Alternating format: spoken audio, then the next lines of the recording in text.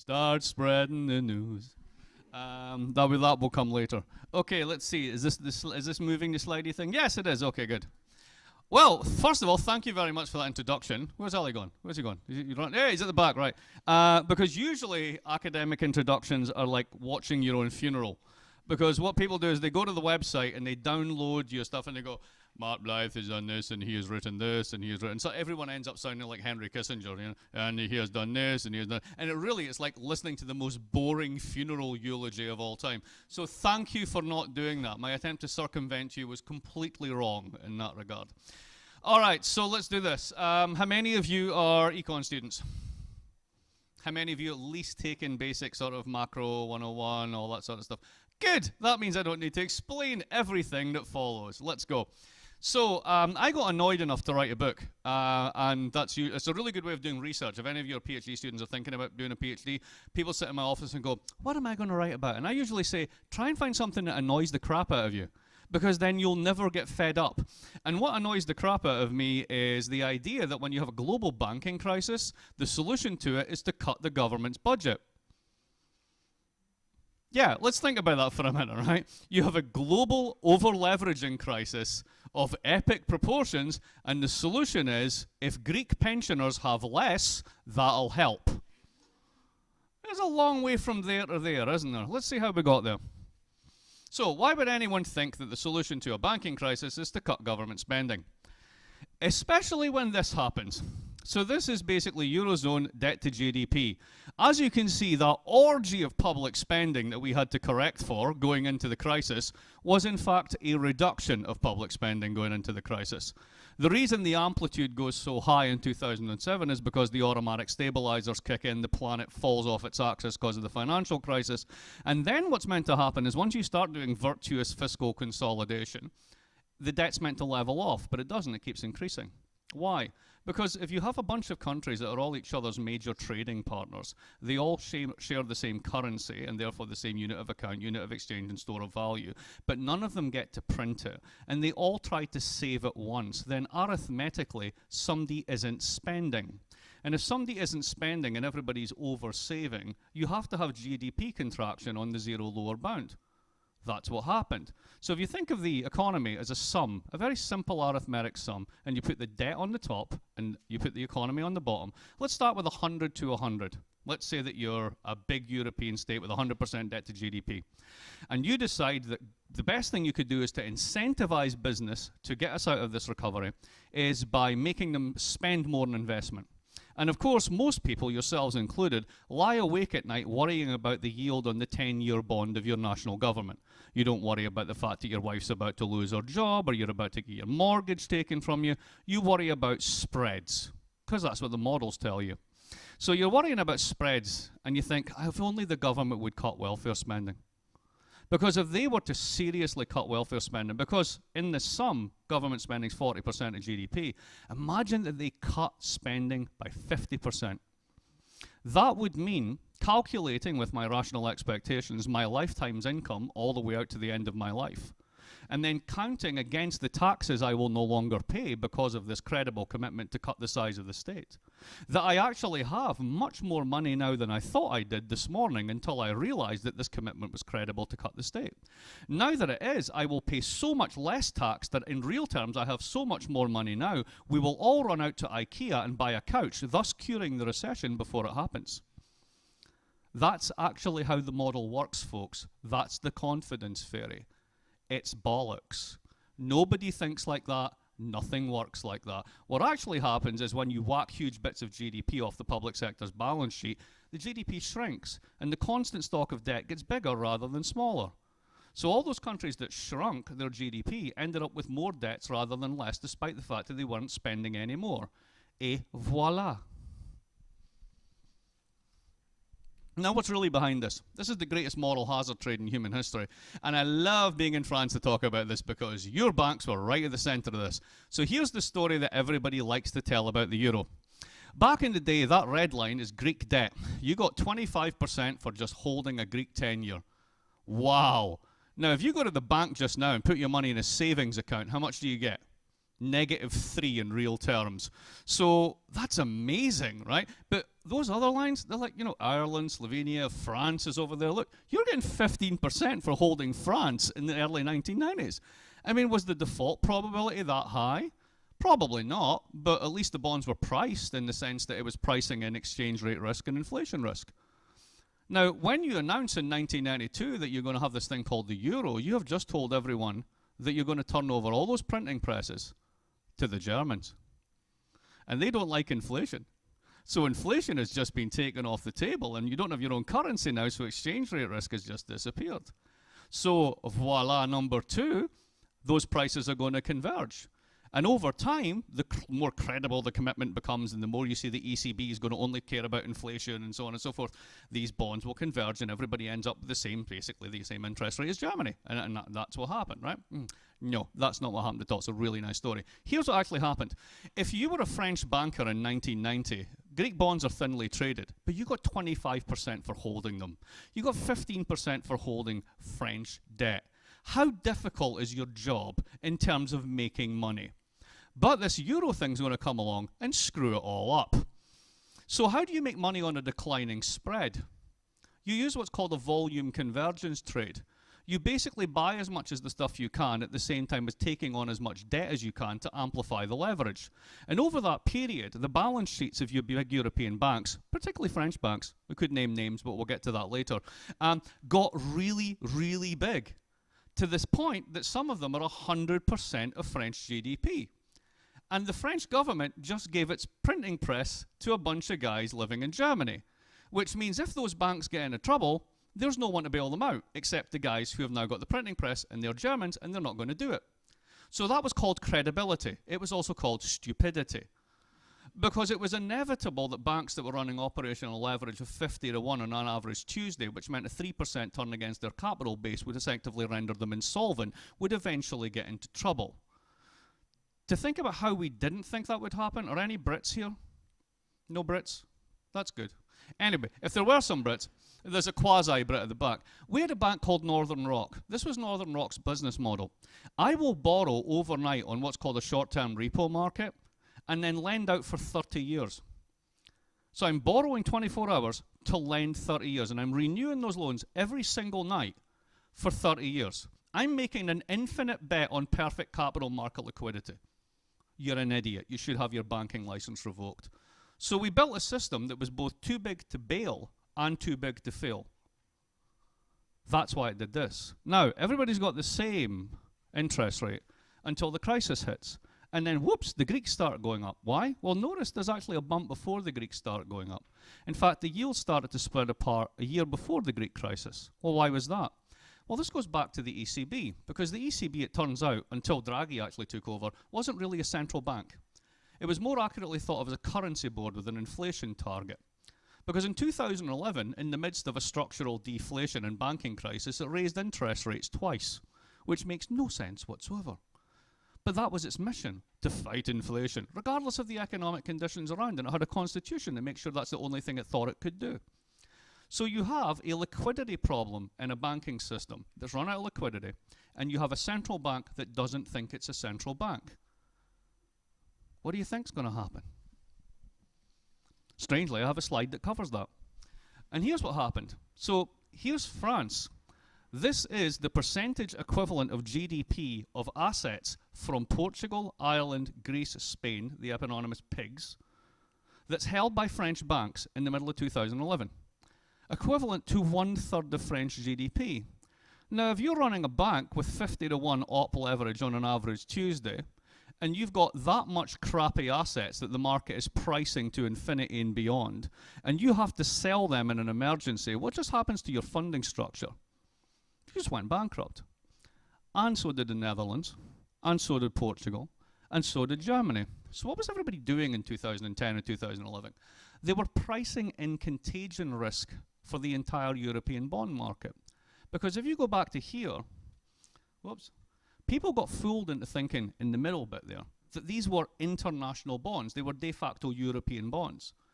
But once Draghi had actually said, we're kind of a fake central bank, we're really not going to backstop the bond market, everybody went, what the hell am I holding?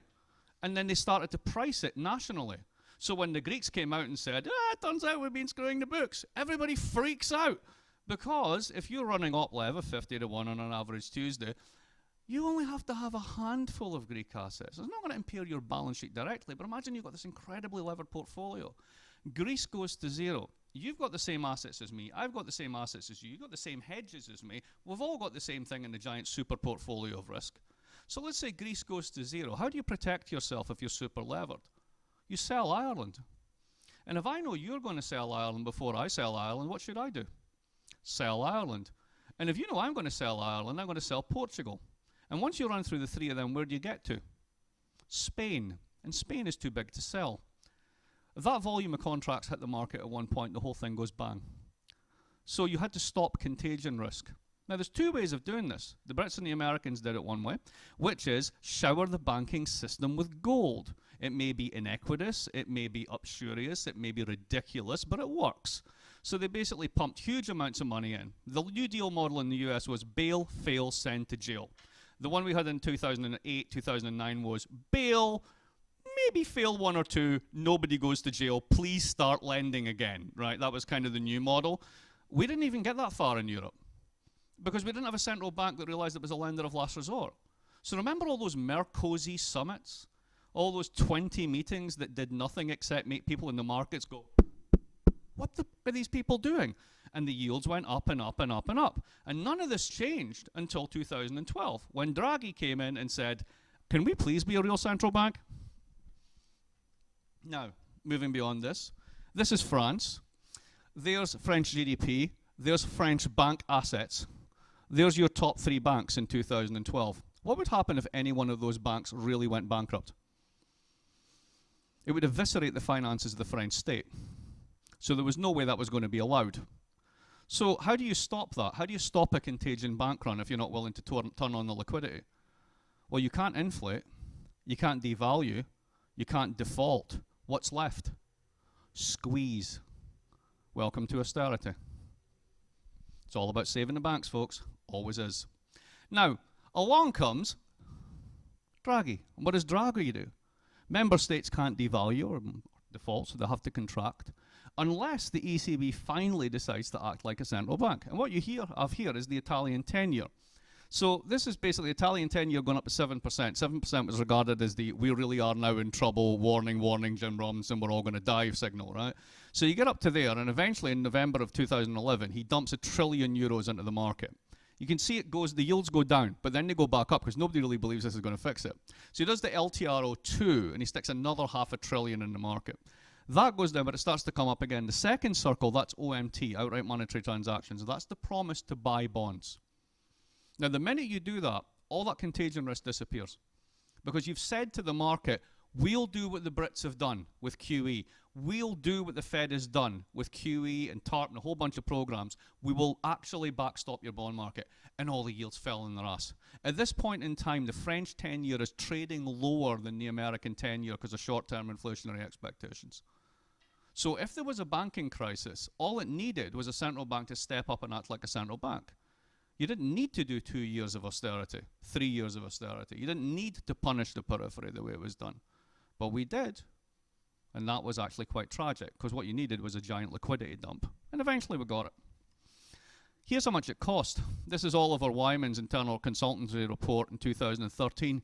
Total state support and approved for the EU financial sector totals more than $5 trillion, equivalent to 40% of GDP. One question for you folks, has anybody passed the vote on this? Has there actually been any democratic oversight of that much cash going out of European taxpayers' pockets to prop up the financial sector? The answer is no. Read the bottom line. Otherwise insolvent banks have been recapitalized, and the monetary policies of the ECB and national central banks have allowed themselves to do this at low cost. So what we have, in financial terms, is a class-specific put option. So how does that work? Well, imagine the following. When you bail out banks, you bail out people like me, because I'm old enough to have a pension, and I have assets, and I have shares, and a portfolio, and a house, and a mortgage, and all that shit. And the interesting thing is, and you don't, and you're not going to get it either, because we've got it all, because we're greedy. And here's the thing. The bank's assets are my liabilities, and my assets are the bank's liabilities, and it all sums to zero. So my mortgage is a pain in the ass for me, but it's the bank's income stream. And I like having a house, and if I ever go bankrupt, which will never happen because I'm a professor, it's ridiculous, I shouldn't even have a retirement portfolio. But nonetheless, if I did go bankrupt, the bank doesn't want my condo, but they are other sides of the balance sheet for each other.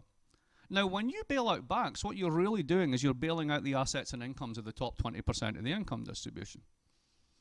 Now, you've got to pay for that, because what you're doing is you're turning private sector debt into public sector debt. So what do you then do once you've turned, for example, Spanish debt to GDP from 26 to 96? What do you do when you turn Irish from basically, I think, net 16 to 86 to now over 100? Well, you got to make cuts, right? It's that terrible debt. We've been spending like drunken sailors. Well, who consumes government expenditure? The bottom 80%. So people like me have an implicit insurance contract on the rest of the taxpayers in society to bail out my assets when my risk takers get into trouble. That's actually what happened. But you'll never hear a politician talk about it that way, because it's the top 20% that ultimately counts. God, that sounds Marxist, doesn't it?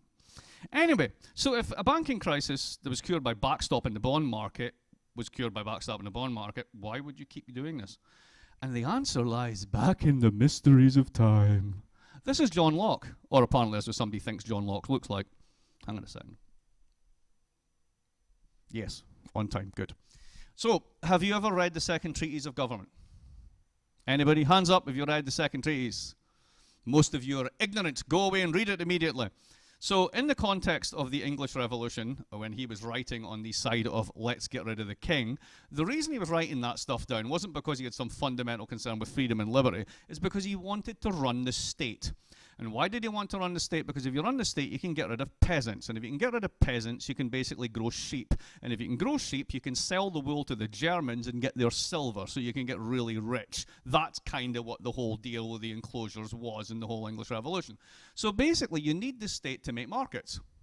You mean they're not given by God? I'm afraid not. So you need to basically enclose and have laws and create property and do all this sort of stuff. And when you do that, Locke knows, it's right in the book, that this generates massive levels of inequality. Now, if you're going to generate massive levels of inequality and dislocation, you're going to need someone to police those distributions. That would be the state. But here's the problem. If the state's strong enough to protect your assets, it's strong enough to steal them. This is why the Americans have the Second Amendment. It's written right in, it's hardwired into liberalism's DNA. And the problem is, if you need states to create markets and you need states to police the distributions the markets make and keep them stable, it's expensive. But given that the inequality skew is incredibly extreme if left unfettered and there's no redistribution, very few people will have to pay an enormous amount of tax to protect their assets. And they don't want to do that. So imagine if I could come up with an option on the future that would allow people at the top not to pay taxes. What's that called? Government debt. Are there any Italians in the room? Excellent. Why is Italian debt, why is Italy the 17th largest economy in the world and yet has the 3rd largest bond market in the world? I will answer that for you. That was a rhetorical question. There's the bit where you go, no, actually, you can puzzle this out, right? Here's the question. Do Italians hate their state? Yes, with a vengeance, right? They're a bunch of shits, there's no doubt about it, right? So if you go down to the Council of Deputies, across the road from the piazza, there's a restaurant called Il Privilegenza. So imagine actually having a democratic house, and then you come across the road, and there's a restaurant called the Privileged Ones, right? They hold people in utter contempt, right? So you don't want to pay those guys taxes, right? So what do? You lend them the money. 60% of Italian debt's domestically held. You will lend the bastards the money, and you'll get it back with interest, but you won't pay taxes. Very liberal of you, even though you're a bunch of Catholics. Now, this becomes an option on the future. But here's the problem. David Hume comes along, and in his essay on public debt and his other essay on money, both of which are worth reading, you have 3 of the foundational ideas of modern macroeconomics. The first one is the long-run neutrality of money. In the essay on money, he says, you should always give monies to the merchant classes. You should leave them in charge. They're better than kings, they're better than sovereigns. Why? Because we know what to do with the money. So our sinews of commerce are energized by giving the merchant classes money. But it's not a panacea. I mean, you'll get a short-term boost, but at the end of the day, it has to be put into productive assets. Hello, that's the long-run neutrality of money thesis. But it's class-specific. Now, he then says something else very interesting. So there's this thing called debt, and I like it, but I worry about it. It's nice to have a bond market, and basically people like me can invest in it. But in order to invest in it, I'd need to get equivalent, more or less, to the real rate of return of investing in real assets. Now, real assets are risky. Investing in a business, it's uncertainty, you don't know what's going to happen in the future. Government bonds, dead simple. They issue the currency, I then swap the currency for the option, they give me back the debt within. It's great, right? So this is easy money. Now, what happens if everybody decides to do easy money rather than hard investment? You crowd out the market. Welcome to the crowding out hypothesis. So once you crowd out the market, he's a wonderful phrase in this essay where he says, all of the gold and the silver that connect the sinews of commerce will be rushed out of the country. We will all end up in debt to ourselves and worse still to foreigners. The result is penury and death. So right there, this terrible fear of debt. Right? But at the same time, I don't want to pay any taxes. So what's my option? My only option is to go with the option. Now, Adam Smith comes along. For those of you who read The Wealth of Nations, you know he's obsessed with parsimony. This notion that we're hardwired to save, which is really the grounding as to why savings equals investment. Because it has to, because you would be mad if you didn't invest your capital stock. But he's also acutely aware of inequality. And there's a great line in The Wealth of Nations where he says, for every rich man, there is 500 poor. And were it not for the firm hand of the civil magistrate, he would every night sleep insecure, as would be his investments. I mean, literally, could you say it more plainly? My favorite line from The Wealth of Nations is the following. Civil government, insofar it is instituted for the defense of the rich against the poor, or those who have property against those who do not. I put that down on tests for extra credit for my students, and 97% say Karl Marx.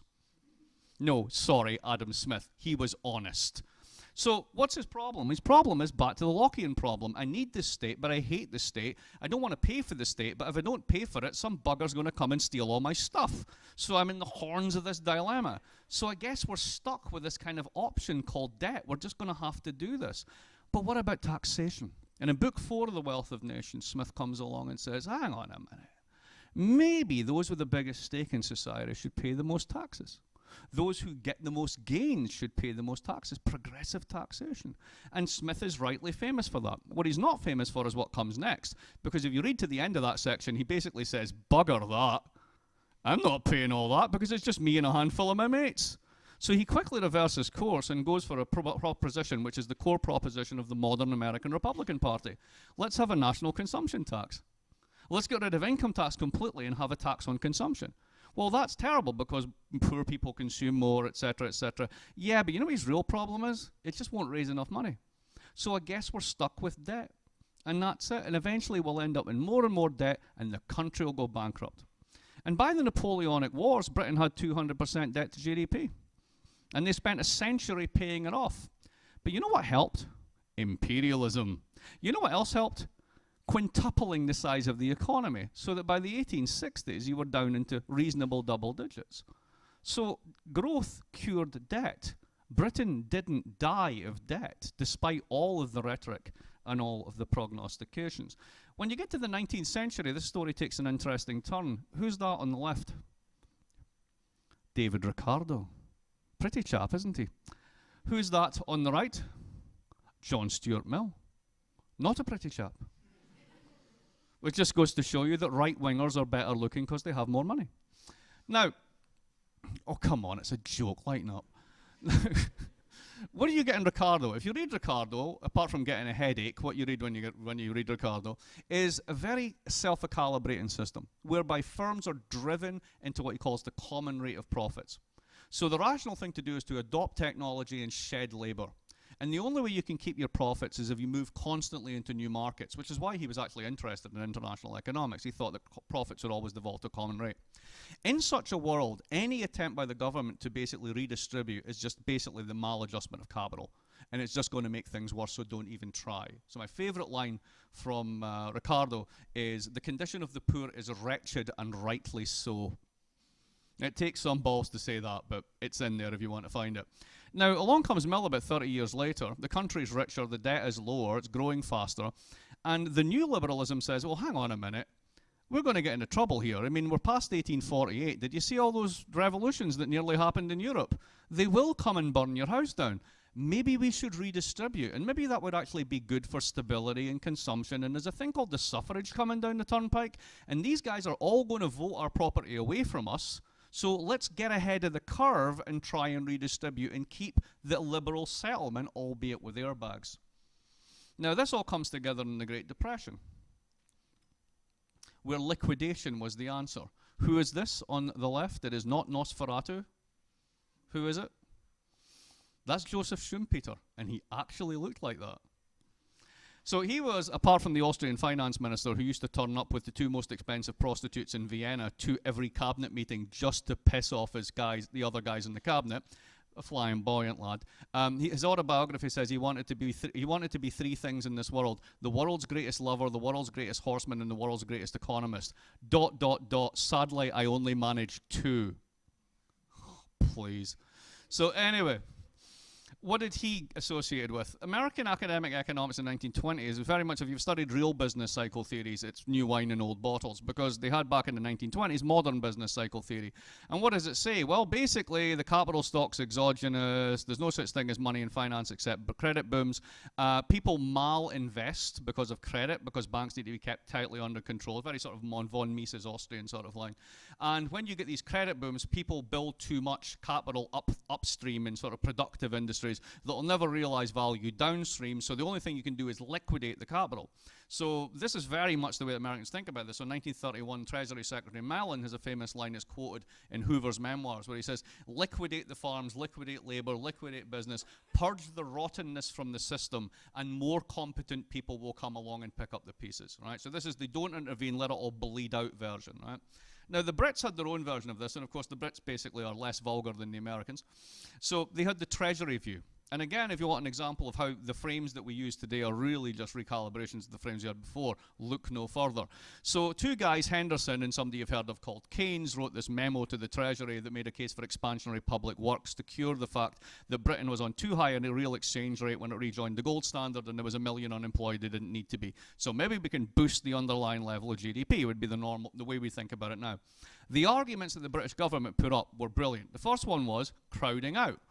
If there was investment and the government mobilized it, then it's less investment for the private sector, so why would you even bother? So that's that one. The second one, public spending. If I know that you're going to basically not tax me now to boost spending in the future, then ultimately you're going to have to raise taxes in the future to pay for that, so it becomes self-cancelling. Realizing that, I should change my consumption patterns to nullify the effect. It's called Ricardian equivalence. It's written in the memo.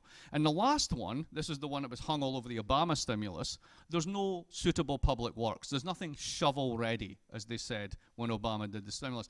Now, if any of you have ever been to the United Kingdom, the notion that the United Kingdom does not need serious infrastructure investment at any point in its history, this is a country that can't figure out complex technology like windows, showers, roads. I mean, it's kind of pathetic. So clearly there's a flaw in that one. Now, this is, to me, the key insight of macroeconomics. What's individually rational can be simultaneously, collectively disastrous. So that little panel there shows you basically the German economy through time in terms of the unemployment rate and then the share of the Nazi vote. So in 1924, you managed to get this swap in seniority and war credits between commercial credits and war credits. So commercial credits take seniority. Immediately what happens is there's a big shock to the system. The unemployment rate goes up, but then it comes down once this filters through. Everything's going reasonably well. Unemployment's creeping up again. Look how slow the Nazi vote is. But then we get to 29, 31, you get the failure of Credit Anstalt, you get the Chancellor Brüning coming to power in the SPD, and then you get tighten. And what you see is a rocketing of the Nazi vote going up. Now, this is one story. Odd thing is, if you look at Japan, you get a version of the same story. If you look at France, in the history of France between 30 and 36, before the Popular Front, a very similar story. What you have is a politics, excuse me, of creditors standing off against debtors. And in that international politics and in the domestic politics which replicates this, it's basically the extremes that win and the center collapses. Now, echoing this today, have a look at the share of center-left parties' votes over the past 12 years. Have a look at just what happened to Labour with Corbyn. And then think about in France, if you had an election tomorrow, it's entirely possible that who would be the #1 party after the first round? That's what happens when you get credit or debtor standoffs in a deflation. Now, the 1980s come along, and this was very fun for economists because a bunch of them, particularly in Bocconi and Milan, decided that the opposite was true, that you could do contractions that would be expansionary. So in other words, we'll all discount and we'll go to IKEA and we'll cure it before it happens. So the cases that they highlighted were Denmark, Sweden, Canada, Ireland, Australia. And this became very, very sort of topical in economics because it seemed that these countries cut and then they grew, right? But the funny thing is once you actually go into it, and I spend a lot of time in the book going into it, and I'm not the only one who's done this, that's not what happened. So take the Scandinavian cases. All of these countries, first of all, are really small in global terms. They're all export driven, and they all have one key trading partner, whether it's the UK, whether it's the US, or whether it's bloc EU. And when those big blocks go on a tear and expand, they import more. So if you're a small country and you time this right and you basically do a devaluation, the other block goes on a tear and sucks in your exports, your revenues go through the roof. And when your revenues go through the roof, what can you do? You can cut spending. But in real terms, you're not cutting spending. It's only a nominal cut. That's what all these countries did. They grew, and they grew enough to allow them to cut. They didn't cut and then grow. But that was not fitting the narrative that we wanted at that point in time. Now, this was all kind of harmless economics until the euro crisis hits. Because when you can't inflate and you can't devalue, and the only thing you can do is squeeze, you need a rationale for squeezing. And that was the rationale for squeezing. And this is the June 2010 ECB report that outlines everything that you need to know about the initial response to the euro crisis. It has an entire chapter on Ricardian equivalence. It has an entire paragraph or two on crowding out. All of those ideas that I highlighted to you, they're all in there. Just pick it up. I think it's chapter 5 and chapter 6. And it basically outlines the Troika and conditionality packages, the structure of bailouts. They should be based upon cuts rather than taxes. And it says that simultaneous contractions, even in a low interest rate environment, will not be contractionary. They will be expansionary because of the effect on confidence. So here's the fun bit. Let's work out how this worked out. So think about this as an investment proposition. What's your return on equity if you were to basically buy that argument and invest in contractions in 2008? Well, the funny thing is, it doesn't look so good. And the really funny one is, let's have a look at who comes out first. So the line that's there first, the one that comes out before anybody else, is Belgium. Are there any Belgians here? There must be one Belgian in there. Statistically, there must be one. No? Okay, fine. Well, so you haven't heard much about the Belgian austerity package, have you? Because there wasn't one. You haven't heard about the Belgian fiscal expansion package either, because there wasn't one. In fact, Belgium didn't have a government between 2008 and 2010, which meant no one was around to screw things up, which is pretty much why they bounced back before anybody else. I'm not being facetious. I actually really believe this. The second one, of course, is Germany, and of course that's because they make things the rest of the world wants. As the owner of a TDI diesel Volkswagen, I'd like to say, fuck you. But they still make stuff that people want. In fact, we've got 2 of them, so I'm doubly pissed. But nonetheless, why are they able to bounce back? Well, because they live and die off of exports. And who just did a giant stimulus? America and China, the people who buy your BMWs. So that's perfectly explicable. Who's next? Good God, it's France. They didn't even have such a terrible downturn in comparison to everyone else. It's sclerotic, immobile, unentrepreneurial, cretinous France. I've been reading the Financial Times for about 20 years, and every 6 months you can set your clock by the fact that there's a 3-page special issue on why France is doomed.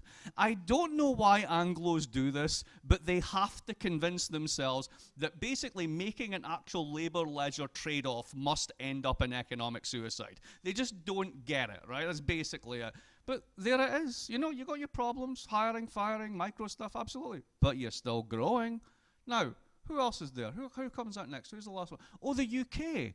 Well, that's easy. You basically put your financial sector back together with bigger air bubbles, and you intermediate rest of the world capital flows as if your economy is a giant hedge fund. That's pretty much what the Brits do. And where is everyone else? They're still stuck in the shite. So it really hasn't worked out too well when we think about it. And have a look at Greece. They've lost 30% of GDP, and their debt has, in real terms, doubled, despite cutting all that. But Europe is on the mend, so it must have worked. Spain is now growing at 3.1%. As you can see, Portugal is growing at 1.5%. Even sclerotic old France grew at 1%. The euro area as a whole managed 1%, and even Italy managed 0.5%. You haven't grown since the minute you joined the euro, and you finally got one. You know, there's a clue in that. You haven't grown at all since they joined the euro. I mean, I'm just saying, right? So anyway, problem solved, right? Well, maybe. See, the Bank of Spain report in July said that the drivers of the Spanish recovery were basically import collapse. In other words, people haven't got any money to buy imports.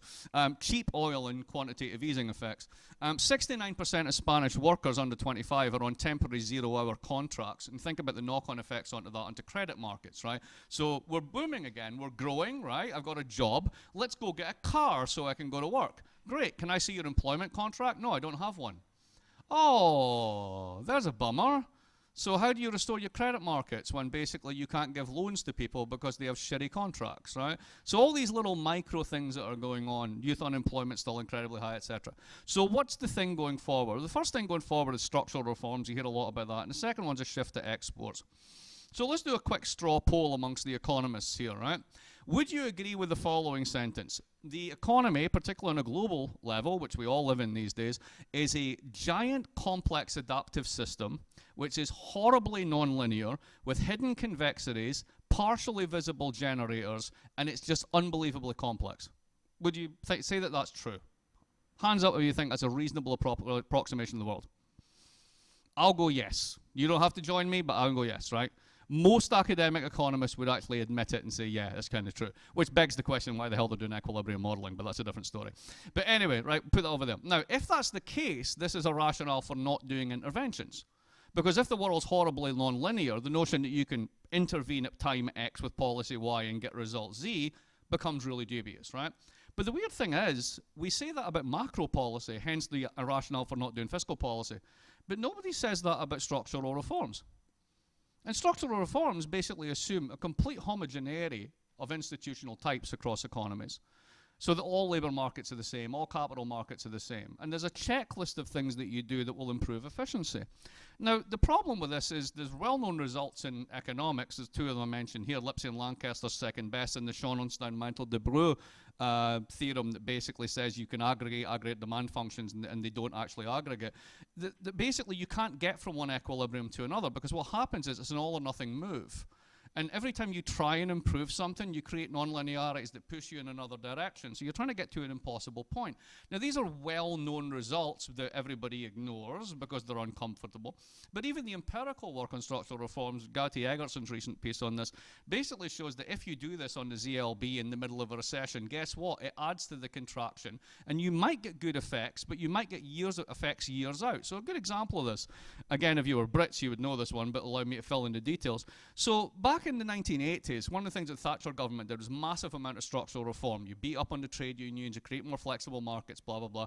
And guess what? They've had horrible wage stagnation like everybody else has because Labour has no bargaining power. But more interestingly, they deregulated their financial sector.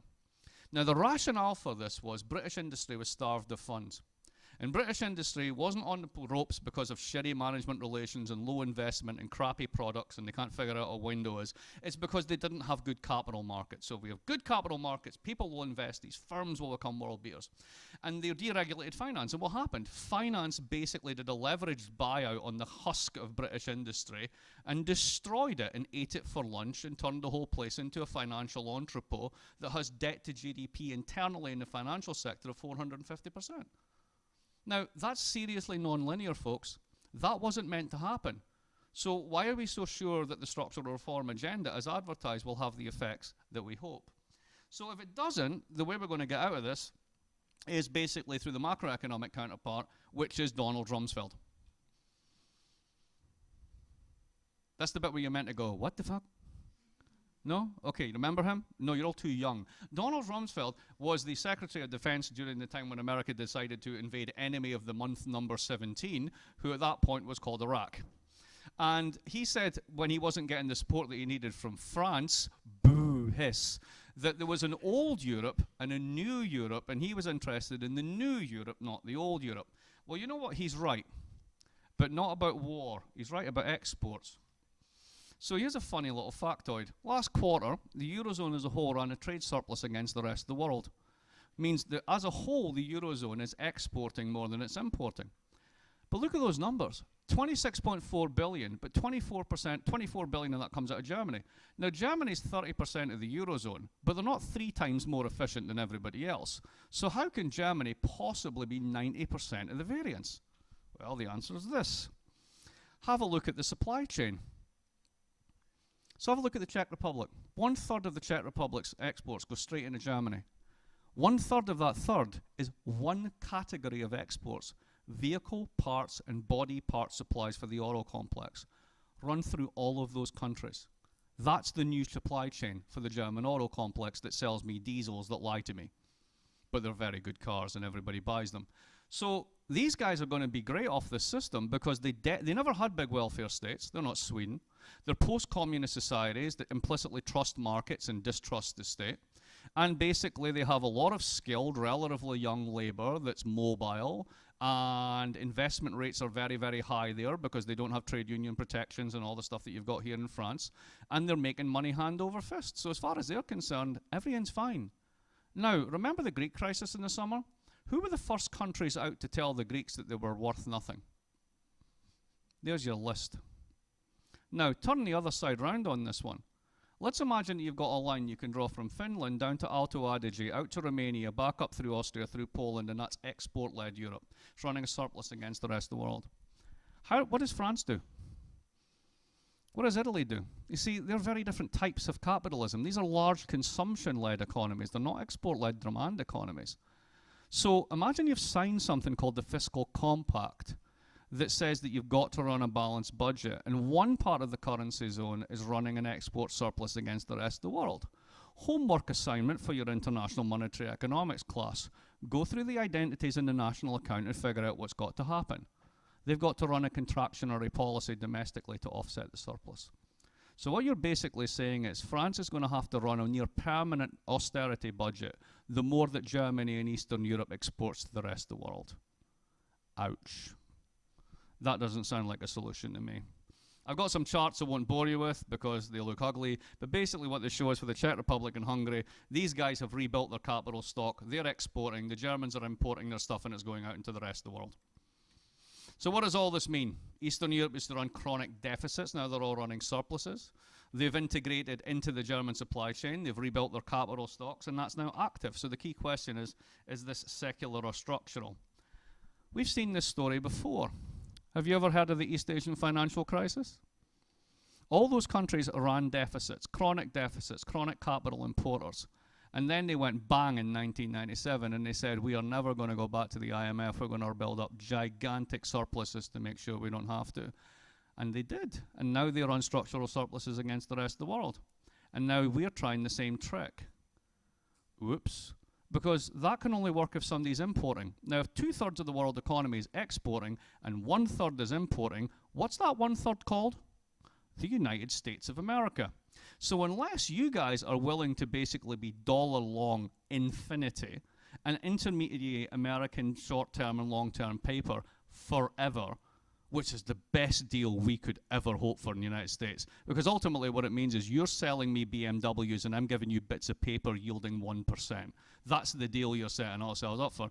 Then this is inherently unstable. Second one, as I said, who can play this game? France can't play this game. Doesn't work. It's not because you're bad, it's because you're a different variety of capitalism. The regulation school guys in France nailed this 40 years ago. There are different regimes of accumulation, different institutional varieties of capitalism, and it matters. If you're an export-led economy, you can play the German game. If you're not, you can't. You can try and turn yourself into one, but there'll be blood on the streets before that happens. Third one, bond market effects. Basically, if you have this world in which you have near deflation everywhere, and everybody's trying to run an export surplus and is over-saving, that surplus of saving over investment's got to show up in long bond rates. So the Fed can do what it wants on the short end of the curve, but the long run is low forever. If you've got substitutable low assets and negative real rates, it's very, very hard to get growth going, even if you're running an export surplus. And the last one is fragility. What happens if people stop buying your stuff? You got a problem. So the take home on all this is the following. The anti-austerity position has never been, you will never grow again. It's always been, do this and you will permanently lower your growth track. You will do enough damage to the demand side that you can change the supply side and screw up your politics. That's still true. You can continue to tighten, but if you want to try and do structural reforms and you're doing it in the middle of a recession, it will work out really badly. Intellectually, we're hardwired to do this and to discount evidence to the contrary, because we basically have half a dozen ideas we constantly go back to. We just reframe them in different ways, usually with more mathematics. And ultimately, if France is being asked to run a permanent, basically contractionary policy, so that Eastern Europe and Germany can run a surplus, that's going to be more dangerous for the EU than the election of Le Pen over the long run. So, I'm Scottish. I think this way. I drink a lot. Cheers.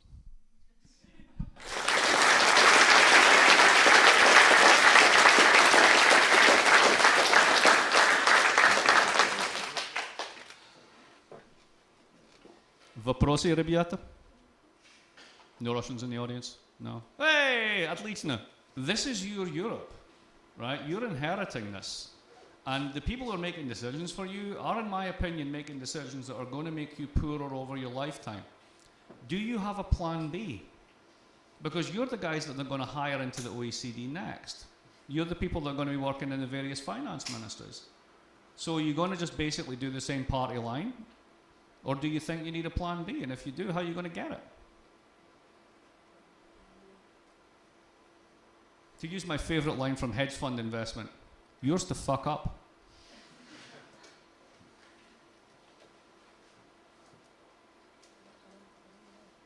Oh, come on, I don't usually kill a room to this extent. My Italian friend, there must be something, please. Anything at all. Come on, Pablo. Why is, I'll give me one, right? So here's one, I'll just throw this one out, right? Why do Italians reject any and all labour market reforms? Because there's no national unemployment insurance in Italy that's uniform across the regions. So when you say to Italy you need to adjust, you're actually saying very different things to different communities.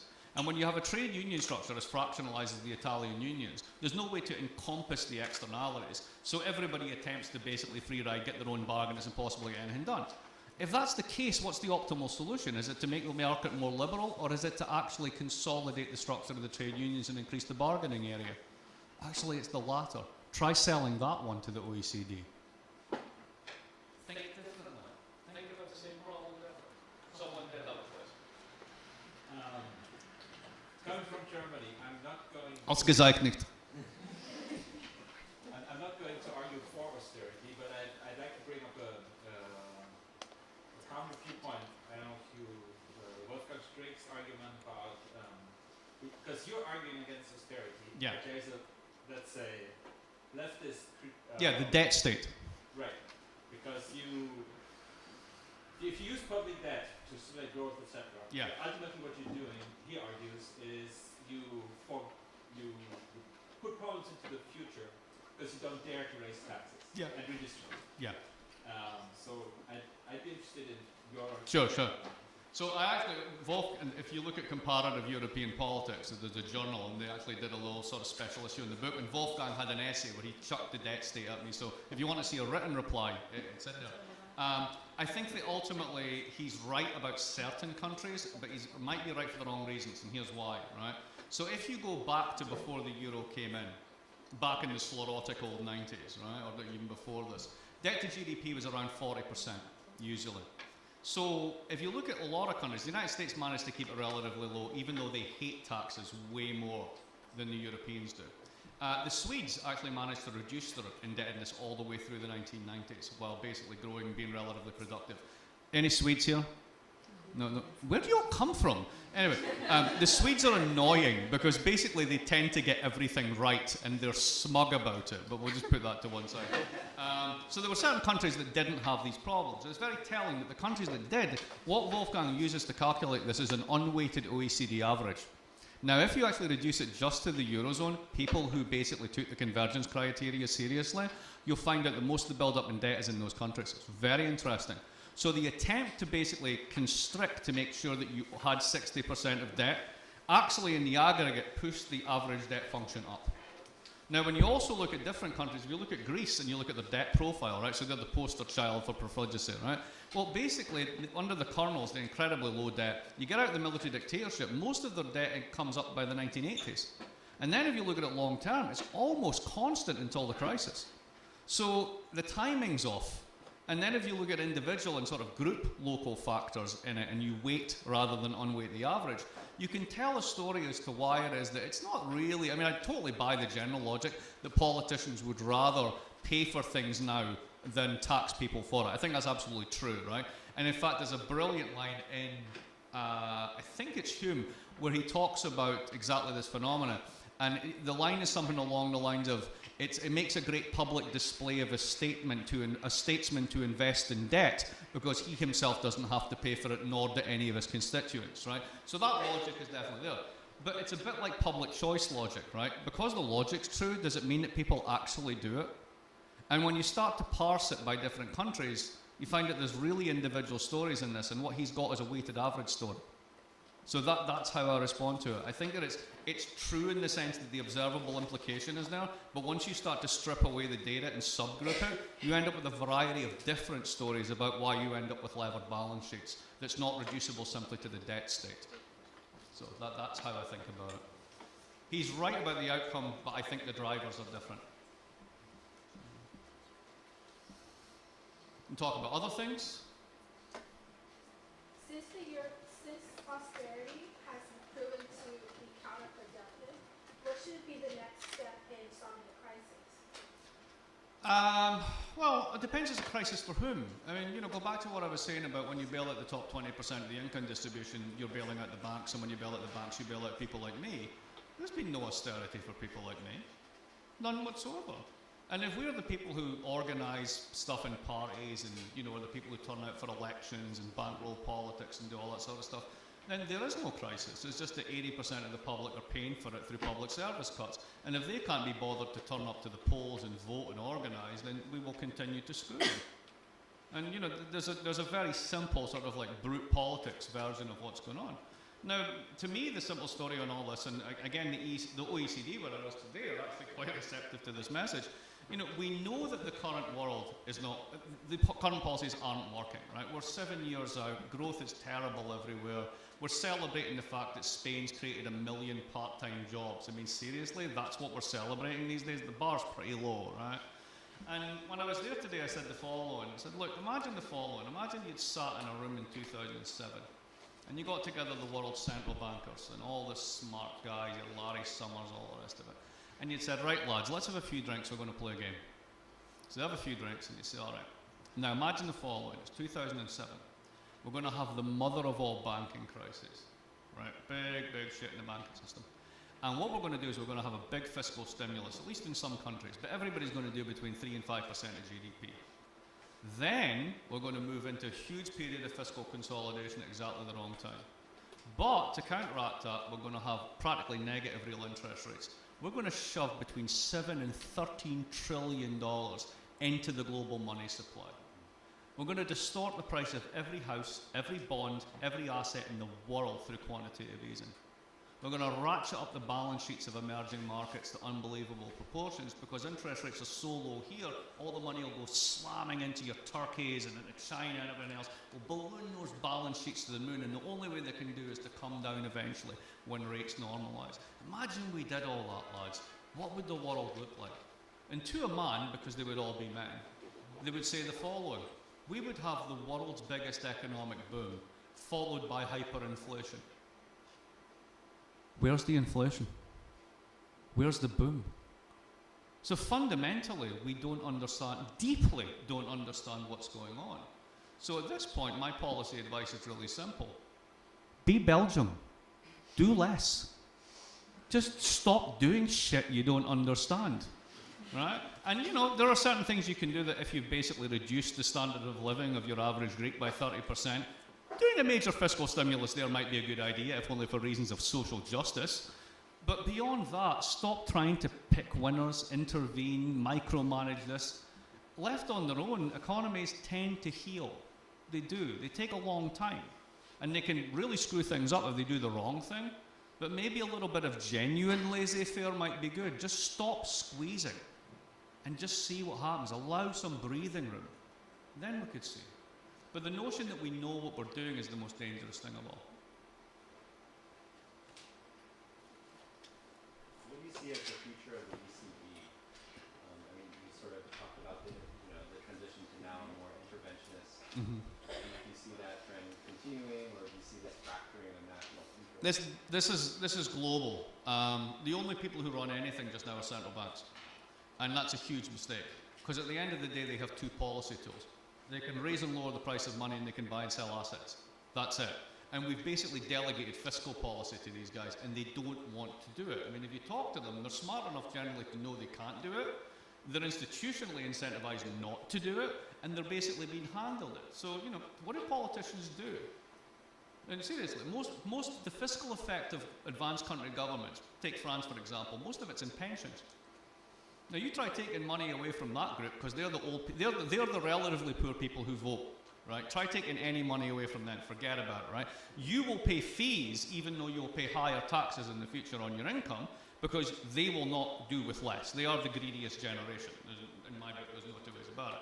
Now this is global, and what we've had is a situation from the 70s on, where politicians basically self-insure by doing less and less.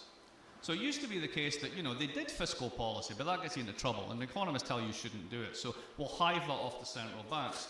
And, we used to do credit market intermediation. We used to have restrictions on finance because they can do bad things. But really, efficient markets, we'll just push it out. We'll get these out of the way. Trade policy, that gets you into trouble. Luckily, we've got the WTO now. They can decide everything in the dispute settlement arena. So you kind of externalize all your policy commitments, and what you do is you compete over less and less. So what do you actually talk about? You talk about focus groups. You talk about pornography. You talk about paedophilia. You tweet about migrants. That's what gets you elected. Garbage. You don't do any of the hard stuff. And what you've done is you've handed it off to a bunch of technocrats. Now the problem here is kind of what I call the Bernanke paradox. So you write about the 2000s as the great moderation, and what you're doing is you're doing confusing two things. You're confusing correlation and causation, and luck and skill. And the one thing that humans do all the time is to confuse luck and skill. So you see somebody who's rich and they've made it and they're doing well. It's like, hey, Bob, you did well. It's, how did you do it? Well, I had a couple of lucky breaks. You don't believe that. You believe you're more skillful. You believe that you're better than the average person, and that's why you deserve your wealth, and that's why you don't want to pay taxes, right? So this is the way we are. We're hardwired to be idiots, right?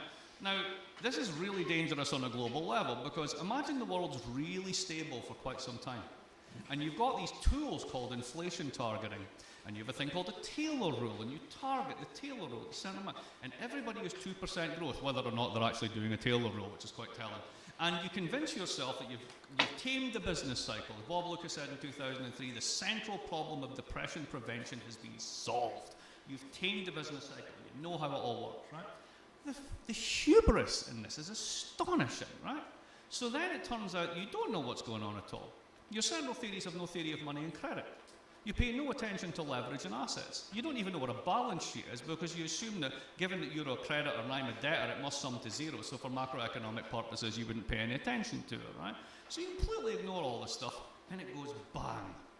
And they go, oh shit. Now at that point, the central banks have got two tools, and they try and use them. They drop interest rates to zero, they start buying all these assets, they do quantitative easing and a whole lot. And that's where we are now. They don't have any other tools. But meanwhile, our fiscal arm has decided that you shouldn't do fiscal policy because it's dangerous, and I'm tweeting about migrants because that's what people care about. Oh, and did I mention the cat video? Right? So they're over here doing this, and you're leaving all this to central banks. The central banks would love to get out of this business, but they can't give it back because there's no responsible adults to take it back. And that's really total condemnation of basically advanced economy political classes. They're garbage. And I think that really is a problem. As you can see, I get invited to Parliament a lot.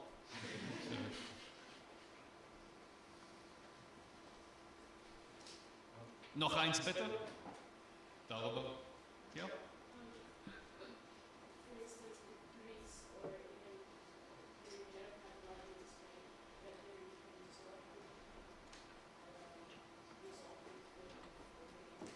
So if the regional movements in Spain got independence, Not much, because they still use the euro.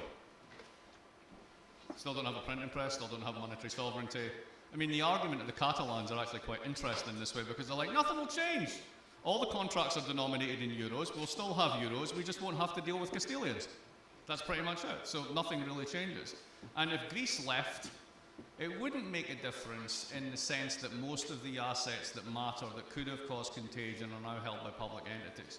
The real trick, and this is the one that sadly Varoufakis missed, was that when you do quantitative easing, as the Europeans started to do just before the Greek crisis kicked off, if you look at the behaviour of periphery bond, like a surrogate for a Greek bond is a Portuguese bond, and basically you look at their behaviour and they track similarly, right? That is to say the market is pricing in the implicit default risk. So they're still looking at them as being determined by markets, right? The thing about QE, once you've said, I've got a giant vacuum cleaner and I'm going to buy every goddamn sovereign bond I can, market risk is no longer relevant. What matters is central bank policy.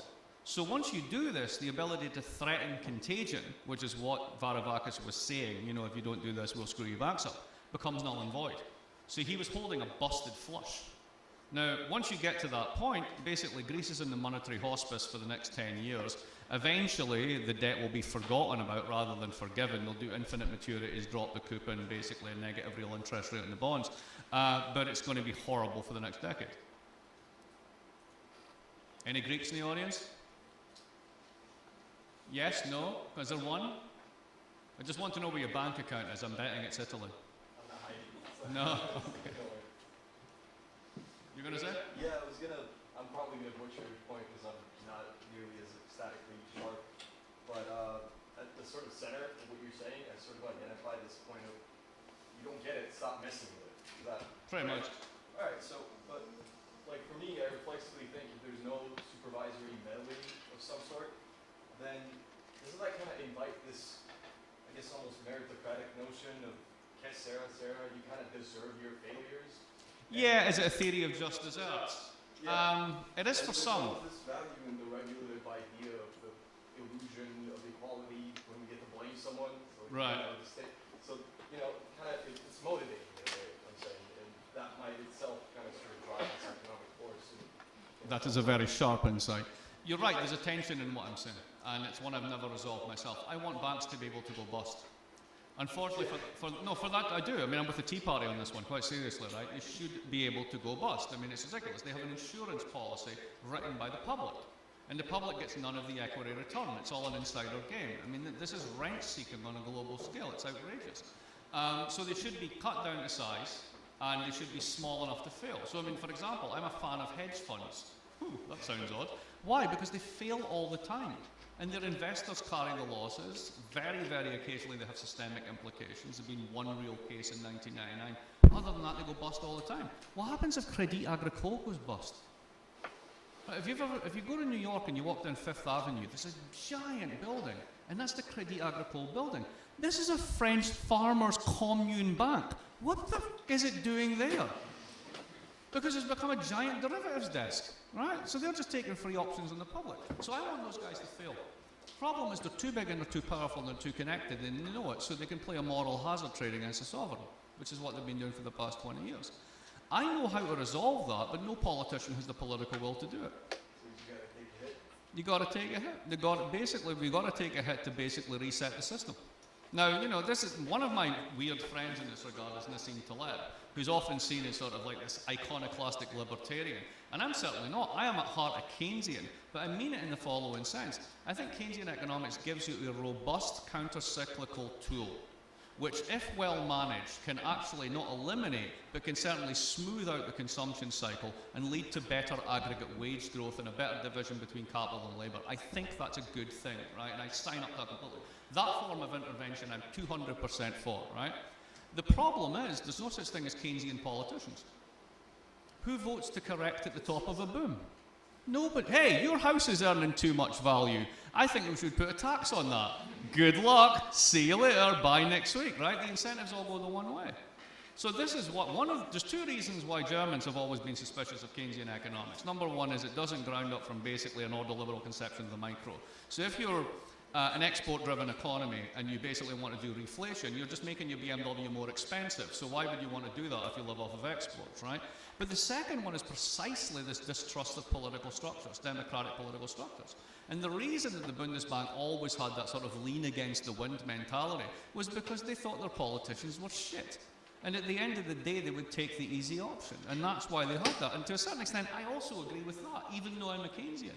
So I'm completely conflicted. I don't know how to square all these things. And you're absolutely right, I'm hitting on a fundamental tension. But I'm convinced that, particularly on the financial side, unless you really, really reform the banking sector, you're just going to be back to square one again. And the next time, there just isn't enough debt capacity or debt absorption capacity in the world to deal with it. And that's when the rubber really hits the road. Sure. Will this sort of, will we fail to sort of reset the cycle enough times to sort of merit this exacerbation that will eventually make us take the hit, or do you sort of foresee some sort of preemptive dialogue about it? It's not even a dialogue. There's actually, there's some really sneaky shit that's been going on, which is really kind of cool. So Dodd-Frank is universally reviled as a sort of like dead letter, and it totally didn't work, and it's 2,000 pages, right? Dodd-Frank is genius. Because here's how Dodd-Frank actually does. So imagine that I can write on one piece of paper, seriously, one piece of paper, how to make the American banking sector safe. It's dead easy. No bank bigger than 250 billion, 20% assets, and a leverage ratio maximum, including all outstanding vehicles, of about 10 to 1. You'll never blow up, and you'll never be big enough that you'll take down the system, right? And the people at the top will still make 50 times more than everybody else, right? So why won't that happen? Because if I take that proposal to Congress as a congressman, there's a guy called Jamie Dimon who runs one of the big banks. It could be any of them. And he will take $1 billion of lobbying money out of his back pocket and put it down, and I will be the dog catcher of Arkansas in 12 months' time. I'm dead in the water. So, as Gramsci once said, there are wars of position and wars of movement. And Dodd-Frank is not a war of position, it's a war of movement. So I can't really do what I need to do. So you know what I'm going to do? I'm going to escrow your bonuses. I'm going to make sure that above your risk management office, you're going to have 2 floors of compliance officers who are going to drive you mental. And I'm going to actually make sure that they all have to be certified. So they're going to have to get a degree in this shit, and that's really going to bung up your hiring of these guys, which means you're going to have to pay a premium. And what they're doing is they're deleveraging those banks by 10,000 cuts. And it's working. Investment banking returns are on the floor. Now there's something else that's coming out in Basel III, or as the insiders like to call it, BAL 3. I don't know why they call it BAL, but there you go. And it's called the liquidity coverage ratio, and it's a tiny little gimmick embedded in the woodwork. And what it basically says is that banks used to be able to do this trick called repoing their own assets, which kind of led to an infinite credit supply for them. So let's say I'm a bank, I would lend out a bunch of mortgages, I'd take the mortgages back onto my books, I would then collateralize those mortgages as a security, put it out in the market, you could sell it to an investor, or you can take it back onto your own book as a different type of investment and then pledge that against more lending and bring that onto the book to make more of these loans, right? The liquidity coverage ratio stops that. You can't do that anymore once it's fully implemented. Once that happens, the ability of these guys to do infinite repos, short term for long term, dies. Now, oh, that's terrible, what about liquidity? Liquidity is the fucking problem. We've got too much of it, but nobody dares say that. So I'm actually kind of confident that in the next 5 to 6 years, in Europe in particular, you really are, actually also in the US, you're going to see a smaller, more tightly regulated banking system that's less prone to crises. Now, the trick is, does that lead to better lending, investment, growth, all the rest of it? Because it seems that the whole thing's become disconnected now. 70% of big bank profits come from trading, literally swapping bits of paper with each other, which should be zero-sum by definition. And real investment isn't really done by banks. It's done by internal retained earnings in companies, and it's done by IPOs and other things like that. So there's a big disconnect in the system, and that needs to be reset as well, but partly that's where it lies. I think we should all start drinking, don't you? Are we done? Sure? You want, yeah? I mean, yeah? Okay. All right, yes. Yay! Thank you very much.